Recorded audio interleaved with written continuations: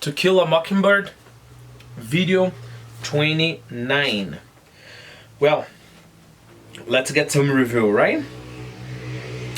My first question. What can't you do when it's pitch dark? Answer, I don't know, many things, right? You can't read, for example, when it's pitch dark. You can't see anything, right? All of that. Question. After Mr. Radley went under, what happened? I mean, in relation to the house, you know, I mean, would the house be, would there be just two people in the house now? Mrs. Radley and Boo Radley? Answer, nope. Mr. Nathan Radley came to live there, right? Question. Who was Mr. Nathan Radley like? Answer, he was just like his father. Question. What did Mr. Nathan do for a living? Answer, he bought cotton. Which means... Answer, which means he didn't do anything. Question.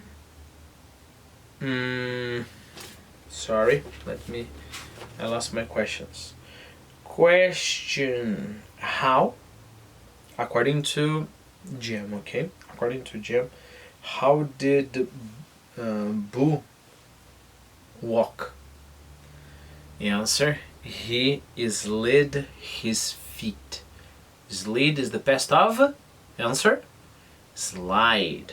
Oh, by the way, you know, if you go to a playground, for example, there is that toy. You climb some how do you say, ladder? You climb a ladder and then you slide. You slide. Whoa. Okay. I think in water parks you have water slides as well, right? Question. According to Jim again, what did Boo dine on? Answer, he dined on raw squirrels and I don't know, a cat if he could catch one. Answer, what were his hands, Boo's hands, like? Answer, they were blood-stained, because if you eat a raw animal, you can never take the stain out of your hands. Question. What did Boo have across his face? Again, of course, according to Jim. Answer, he had a jagged scar across his face. Jagged. Question, what about his teeth? Answer, they were either yellow or rotten. You know, they would be blackened already, you know, eaten out. Question, what about his eyes? Answer, his eyes would just pop out, right? Question, in what phase of life do we usually drool? Answer, it's interesting because it's in the beginning and the end of life. Babies drool a lot, and old people as well. You know, very old people. Question. Would you like to play Truth or Dare? Answer. Probably not, right? We are grown-ups. I don't know. Maybe you are young and you have friends you play Truth or Dare with. Question. What was the dare deal proposed to Jim? Answer. At first the dare was to get closer than the gate. you know, so maybe just enter the yard, but then things escalated. We'll see. Let me see if I have any more. No, I don't think so. So let's continue and let's see what will happen with this there, right? Jim thought about it for 3 days. I suppose, just take my notes here.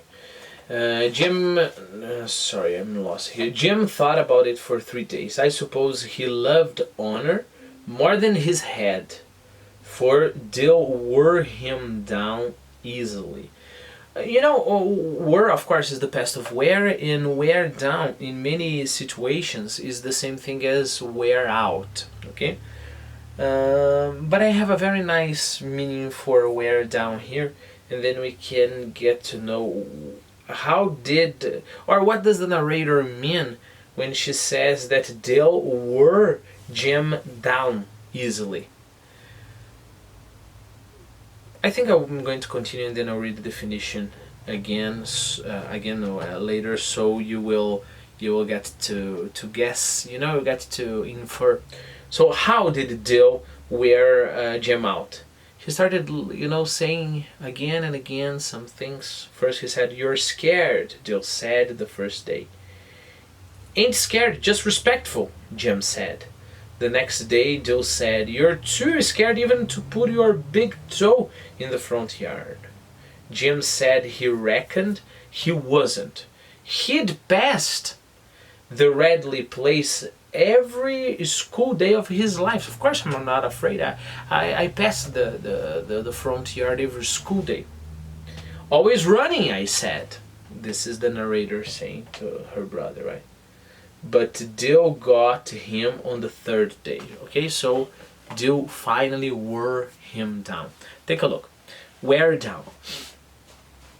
To become eroded, ground, or stripped down as from exposure to some destructive elements or force, you know? So little by little you start destroying, and then you keep on destroying, and so take a look. This example I have there. The enamel on your teeth has worn down almost completely, which is why you've been experiencing so much pain when you eat and drink. Enamel is this kind of protective layer we have on the teeth. I'm like this because, if I'm not wrong, correct me if I'm wrong and if you know the answer, but I think one of my students, a dentist student, he told me that the enamel on the teeth is just the hardest substance we have on our body. I believe so. I do believe so. Okay, that's not the point. That's just the sentence there, right? So remember, enamel doesn't just disappear like this, okay? So you wear it down little by little by little until it's completely done. One more. The little chisel. Chisel is like a tool for cutting and digging, you know? Mainly, if you're carving wood, you know, you would use a chisel. The little chisel had worn down to a nub, you know, to almost nothing by the time he was finished digging. Okay, so that's the idea of wear down here. Always running, but Dill got him the 3rd day when he told Jim that folks in Meridian, his old town, right, certainly weren't as afraid as the folks in Macomb. That he'd never seen such scary folks as the one in Macomb.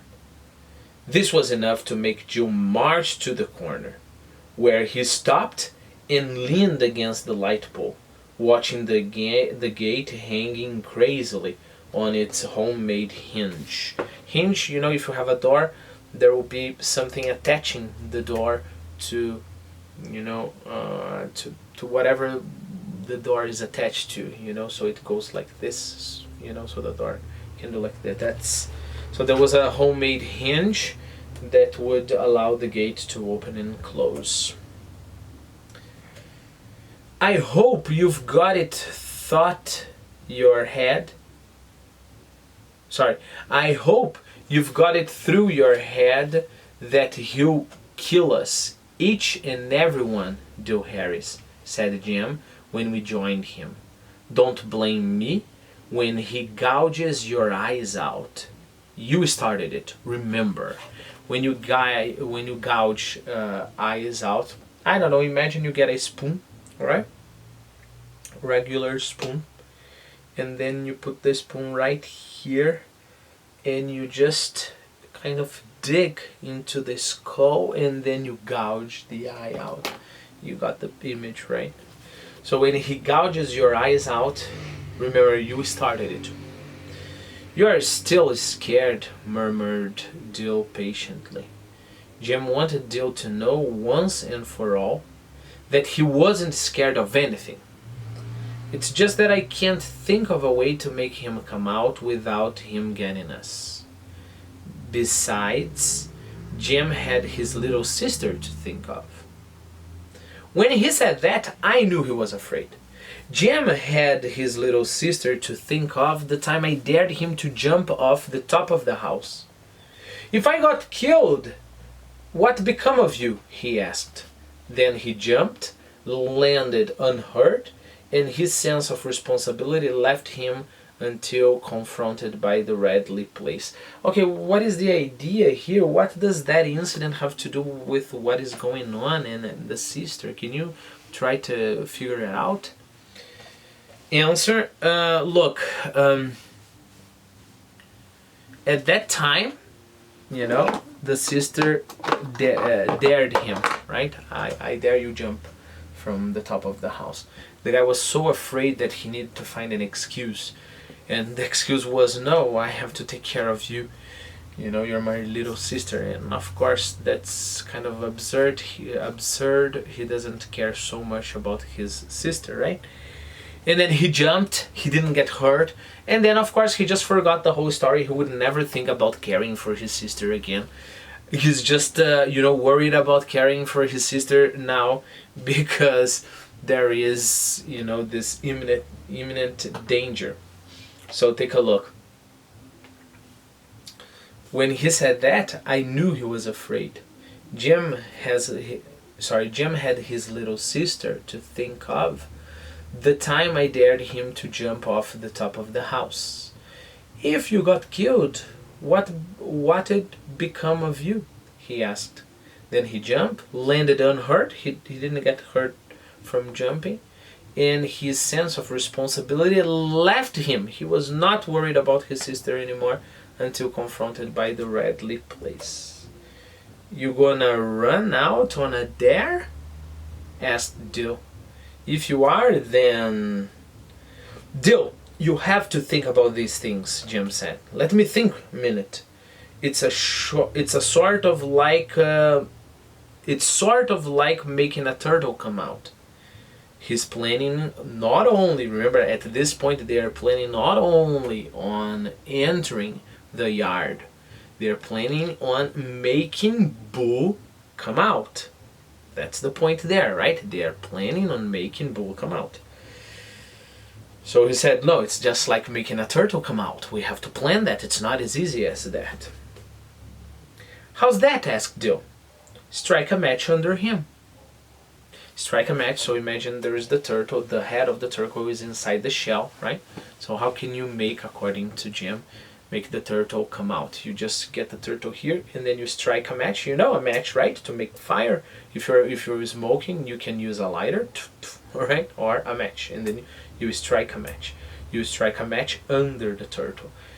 And then the idea is the turtle would come out, which is kind of cruel, right?